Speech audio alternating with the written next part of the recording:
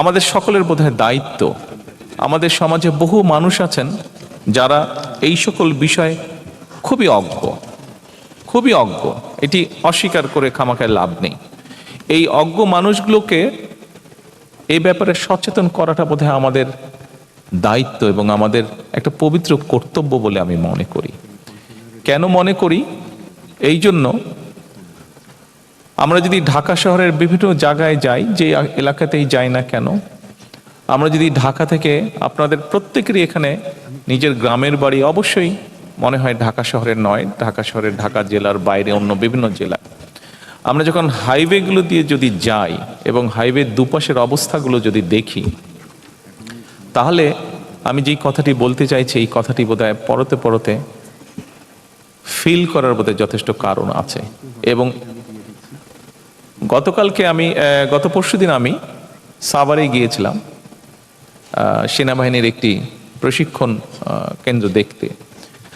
যাওয়ার সময় দুপাশে মিল ইন্ডাস্ট্রি আছে, অবশ্যই সেটি একটি ভালো বিষয়, কিন্তু মিল ইন্ডাস্ট্রির কারণে সবকিছু মিলিয়ে দুপাশের রাস্তার যে অবস্থা, এটি আপনাদের প্রত্যেকেরই চোখে পড়েছে।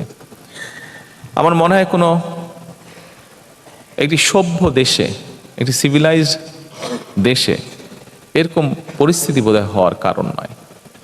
এই অবস্থা তৈরির জন্য কম বেশি আমরা যেরকম সকলেই দায়ী, আমি ব্যক্তিগতভাবে মনে করি আমরা সকলে চেষ্টা করলে এই অবস্থার পরিবর্তনটি আমরা করতে পারবো।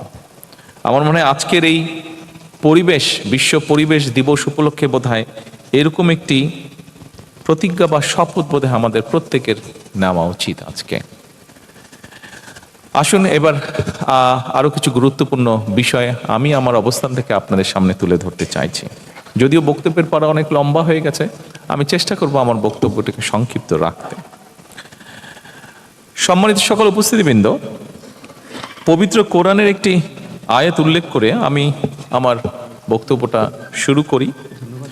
আল্লাহ তাআলা বলেছেন, তিনি সেই সত্তা যিনি পৃথিবীতে যা কিছু আছে সব তোমাদের জন্য সৃষ্টি করেছেন।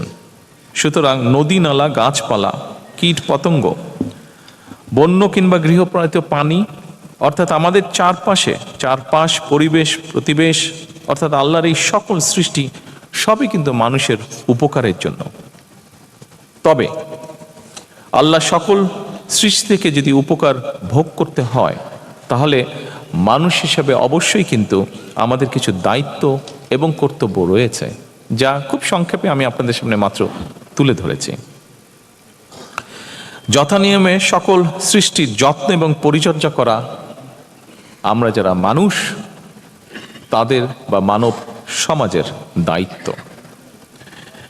বিজ্ঞানের উৎকর্ষতার সঙ্গে সঙ্গে এটি প্রমাণিত সত্য যে ইকোসিস্টেম বা বাস্তুতন্ত্র যেটা আছে, এটার সঙ্গে মানব সমাজের সম্পর্ক অত্যন্ত গভীর এবং অবিচ্ছেদ্য।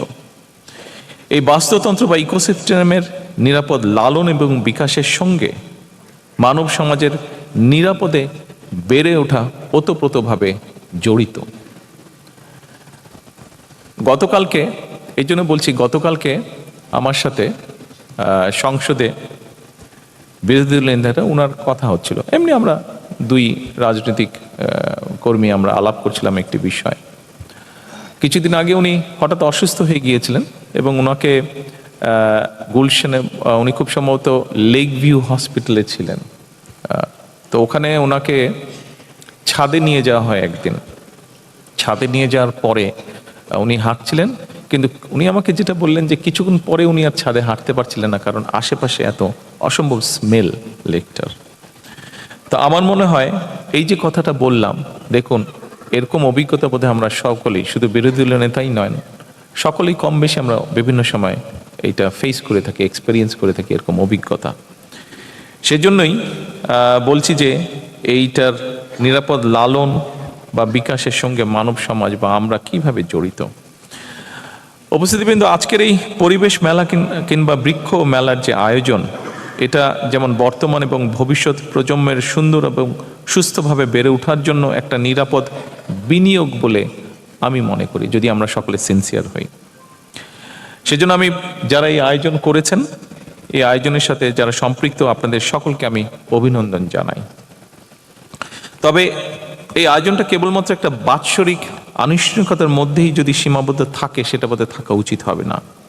বৃক্ষরোপণ এবং পরিবেশ সংরক্ষণের মতন এই যে বিষয়টা, এটা আমাদের একটা নৈমিত্তিক অভ্যাসে যদি আমরা পরিণত করতে পারি, তাহলে আমরা সকলে বক্তব্যে যেই কথাগুলো বলি যে একটা স্বাস্থ্যকর বসতি গড়ে তোলা দরকার, আমাদের গড়ে তোলা উচিত, আমরা কাজ করছি, এই সবগুলো তাহলে ধীরে ধীরে আসলেই বাস্তবে রূপ নিতে পারবে।